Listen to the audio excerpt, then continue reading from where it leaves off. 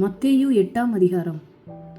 அவர் மலையிலிருந்து இறங்கின போது திரளான ஜனங்கள் அவருக்கு பின் சென்றார்கள். அப்பொழுது குஷ்டரோகி ஒருவன் வந்து அவரை பணிந்து, ஆண்டவரே, உமக்கு சித்தமானால் என்னை சுத்தமாக்க உம்மால் ஆகும் என்றான். இயேசு தமது கையை நீட்டி அவனை தொட்டு, எனக்கு சித்தம் உண்டு, சுத்தமாகு என்றார். உடனே குஷ்டரோகம் நீங்கி அவன் சுத்தமானான். இயேசு அவனை நோக்கி, இதை நீ ஒருவருக்கும் சொல்லாதபடி எச்சரிக்கையாயிரு. ஆயினும் அவர்களுக்கு சாட்சியாக நீ போய் ஆசாரியனுக்கு உன்னை காண்பித்து மோசே கட்டளையிட்ட காணிக்கையை செலுத்து என்றார். இயேசு கப்பர்நகூமில் பிரவேசித்த போது 100க்கு அதிபதி ஒருவன் அவரிடத்தில் வந்து, ஆண்டவரே, என் வேலைக்காரன் வீட்டிலே திமிர்வாதமாய் கிடந்து கொடிய வேதனைப்படுகிறான் என்று அவரை வேண்டிக் கொண்டான்.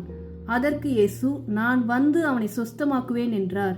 100க்கு அதிபதி பிரதியுத்தரமாக, ஆண்டவரே, நீர் என் வீட்டுக்குள் பிரவேசிக்க நான் பாத்திரன் அல்ல. ஒரு வார்த்தை மாத்திரம் சொல்லும், அப்பொழுது என் வேலைக்காரன் சொஸ்தமாவான். நான் அதிகாரத்திற்கு கீழ்ப்பட்டவனாய் இருந்தும் எனக்கு கீழ்ப்பட்டிருக்கிற சேவகரும் உண்டு. நான் ஒருவனை போவென்றால் போகிறான், மற்றொருவனை வா என்றால் வருகிறான். என் வேலைக்காரனை இதை செய் என்றால் செய்கிறான் என்றான். இயேசு இதை கேட்டு ஆச்சரியப்பட்டு தமக்கு பின் செல்கிறவர்களை நோக்கி, இஸ்ரவேலருக்குள்ளும் நான் இப்படிப்பட்ட விசுவாசத்தை காணவில்லை என்று மெய்யாகவே உங்களுக்கு சொல்கிறேன். அநேகர் கிழக்கிலும் மேற்கிலும் இருந்து வந்து பரலோக ராஜ்யத்தில் ஆபிரகாம், ஈசாக்கு, யாக்கோபு என்பவர்களோடே பந்தியிருப்பார்கள். ராஜ்யத்தின் புத்திரரோ புறம்பான இருளிலே தள்ளப்படுவார்கள். அங்கே அழுகையும் பற்கடிப்பும் உண்டாயிருக்கும் என்று உங்களுக்கு சொல்கிறேன் என்றார். பின்பு இயேசு 100க்கு அதிபதியை நோக்கி, நீ போகலாம், நீ விசுவாசித்தபடியே உனக்கு ஆக கடவுது என்றார். அந்த நாளிகையிலே அவன் வேலைக்காரன் சொஸ்தமானான். இயேசு பேதுருவின் வீட்டிலே வந்து அவன் மாமி ஜுரமாய் கிடக்கிறதை கண்டார். அவர் அவள் கையை தொட்டவுடனே ஜுரம் அவளை விட்டு நீங்கிற்று. அவள் எழுந்திருந்து அவர்களுக்கு பணிவிடை செய்தாள். அஸ்தமனமான போது பிசாசு பிடித்திருந்த அநேகரை அவரிடத்தில் கொண்டு வந்தார்கள். அவர் அந்த ஆவிகளை தமது வார்த்தையினாலே துரத்தி பிணியாளிகள் எல்லாரையும் சுத்தமாக்கினார். அவர் தாமே நம்முடைய பலவீனங்களை ஏற்றுக்கொண்டு நம்முடைய நோய்களை சுமந்தார் என்று ஏசாயா தீர்க்கதரிசியினால் உரைக்கப்பட்டது நிறைவேறும்படி இப்படி நடந்தது. பின்பு திரளான ஜனங்கள் தம்மை சூழ்ந்திருக்கிறதை இயேசு கண்டு அக்கரைக்கு போக கட்டளையிட்டார்.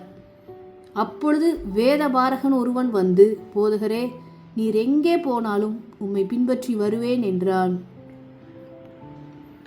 அதற்கு இயேசு, நரிகளுக்கு குழிகளும் ஆகாயத்து பறவைகளுக்கு கூடுகளும் உண்டு, மனுஷகுமாரனுக்கோ தலை சாய்க்க இடமில்லை என்றார்.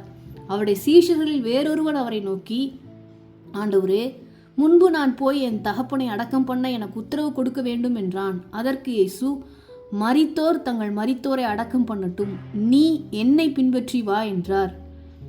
அவர் படவில் ஏறின போது அவருடைய சீஷர்கள் அவருக்கு பின் சென்று ஏறினார்கள்.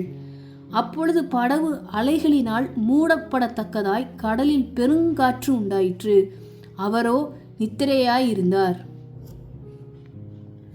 அப்பொழுது அவருடைய சீஷர்கள் வந்து அவரை எழுப்பி, ஆண்டவரே, எங்களை இரட்சியும், மடிந்து போகிறோம் என்றார்கள். அதற்கு அவர், அற்ப விசுவாசிகளே, ஏன் பயப்படுகிறீர்கள் என்று சொல்லி எழுந்து காற்றையும் கடலையும் அதட்டினார். உடனே மிகுந்த அமைதல் உண்டாயிற்று. அந்த மனுஷர்கள் ஆச்சரியப்பட்டு, இவர் எப்படிப்பட்டவரோ, காற்றும் கடலும் இவருக்கு கீழ்ப்படுகிறதே என்றார்கள். அவர் அக்கரையிலே கிர்கேசேனர் நாட்டில் வந்தபோது பிசாசு பிடித்திருந்த 2 பேர் பிரேத கல்லறைகளிலிருந்து புறப்பட்டு அவருக்கு எதிராக வந்தார்கள். அவர்கள் மிகவும் கொடியராய் இருந்தபடியால் அந்த வழியாக ஒருவனும் நடக்கக்கூடாதிருந்தது. அவர்கள் அவரை நோக்கி, இயேசுவே, தேவனுடைய குமாரனே, எங்களுக்கும் உமக்கும் என்ன? காலம் வரும் முன்னே எங்களை வேதனைப்படுத்த இங்கே வந்தீரோ என்று கூப்பிட்டார்கள். அவர்களுக்கு கொஞ்ச தூரத்தில் அநேகம் பன்றிகள் கூட்டமாக மேய்ந்து கொண்டிருந்தன. அப்பொழுது பிசாசுகள், நீர் எங்களை துரத்துவீரானால் நாங்கள் அந்த பன்றி கூட்டத்தில் போகும்படி உத்தரவு கொடும் என்று அவரை வேண்டிக் கொண்டன. அதற்கு அவர் போங்கள் என்றார். அவைகள் புறப்பட்டு பன்றி கூட்டத்தில் போயின. அப்பொழுது பன்றி கூட்டமெல்லாம் உயர்ந்த மேட்டிலிருந்து கடலிலே பாய்ந்து ஜலத்தில் மாண்டு போயின. அவைகளை மேய்த்தவர்கள் ஓடி பட்டணத்தில் சென்று இந்த சங்கதிகள் எல்லாவற்றையும் பிசாசு பிடித்திருந்தவர்களுக்கு சம்பவித்தவைகளையும் அறிவித்தார்கள்.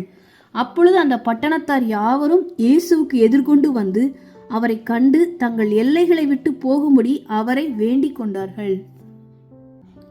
மத்தேயு 9ஆம் அதிகாரம்.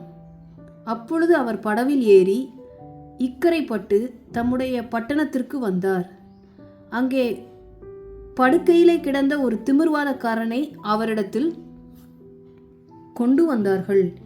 இயேசு அவர்களுடைய விசுவாசத்தை கண்டு திமிர்வாதக்காரனை நோக்கி, மகனே, திடன்கொள், உன் பாவங்கள் உனக்கு மன்னிக்கப்பட்டது என்றார். அப்பொழுது வேதபாரகரில் சிலர், இவன் தேவ தூஷணம் சொல்லுகிறான் என்று தங்கள் உள்ளத்தில் சொல்லிக் கொண்டார்கள்.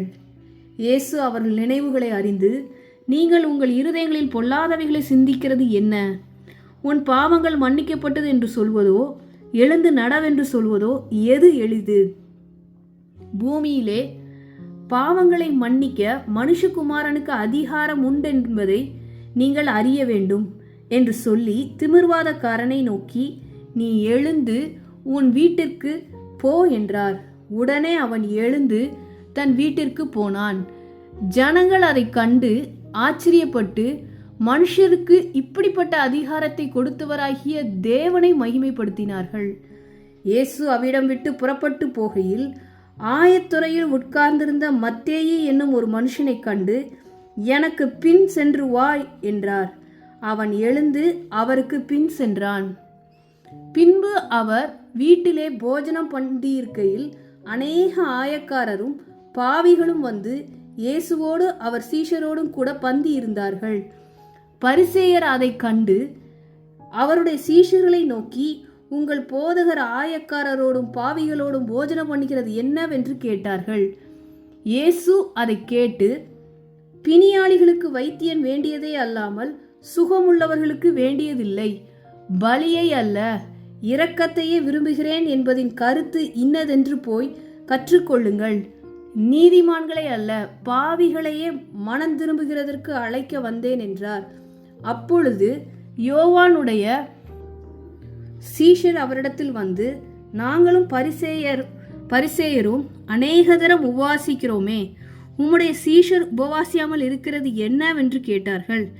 அதற்கு இயேசு, மணவாளன் தங்களோடு இருக்கையில் மணவாளனுடைய தோழர் துயரப்படுவார்களா? மணவாளன் அவர்களை விட்டு எடுபடும் நாட்கள் வரும், அப்பொழுது உபவாசிப்பார்கள். ஒருவனும் கோடித்துண்டை பழைய வஸ்திரத்தோடு இணைக்க மாட்டான். இணைத்தால் அதனுடைய இணைத்த துண்டு வஸ்திரத்தை அதிகமாய் கிழிக்கும், பீறலும் அதிகமாகும். புது திராட்சரசத்தை பழந்துருத்திகளில் வார்த்து வைக்கிறதும் இல்லை. வார்த்து வைத்தால் துருத்திகள் கிழிந்து போம், ரசமும் சிந்தி போம், துருத்திகளும் கெட்டு போம். புது ரசத்தை புது துருத்திகளில் வார்த்து வைப்பார்கள், அப்பொழுது இரண்டும் பத்திரப்பட்டிருக்கும் என்றார். அவர் இவைகளை அவர்களுக்கு சொல்லிக் கொண்டிருக்கையில் தலைவன் ஒருவன் வந்து அவரை பணிந்து, என் மகள் இப்பொழுதுதான் மரித்து போனாள், ஆகிலும் நீர் வந்து அவள் மேல் உமது கையை வையும், அப்பொழுது பிழைப்பாள் என்றார். இயேசு எழுந்து தம்முடைய சீஷரோடு கூட அவன் பின்னே போனார்.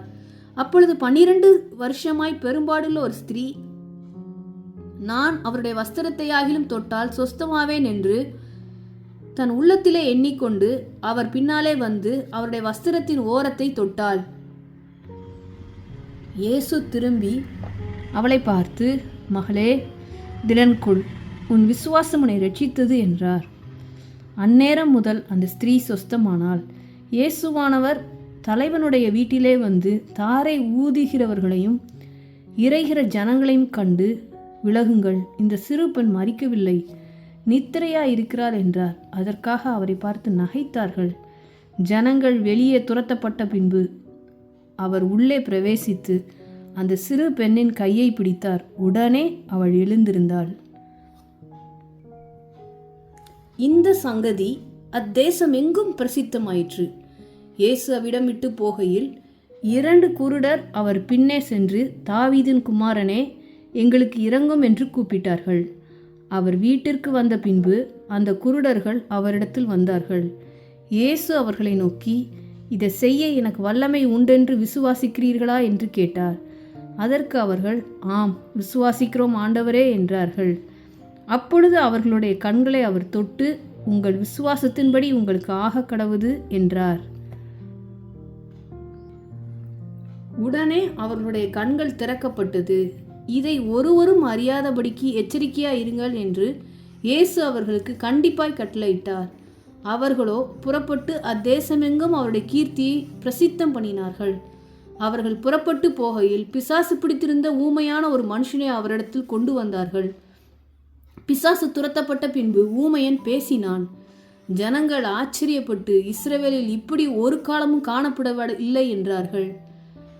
பரிசேயரோ, இவன் பிசாசுகளின் தலைவனாலே பிசாசுகளை துரத்துகிறான் என்றார்கள். பின்பு இயேசு சகல பட்டணங்களையும் கிராமங்களையும் சுற்றி நடந்து ஜெப ஆலயங்களில் உபதேசித்து ராஜ்யத்தின் சுவிசேஷத்தை பிரசங்கித்து ஜனங்களுக்கு உண்டாயிருந்த சகல வியாதிகளையும் சகல நோய்களையும் நீக்கி அவர்களை சொஸ்தமாக்கினார்.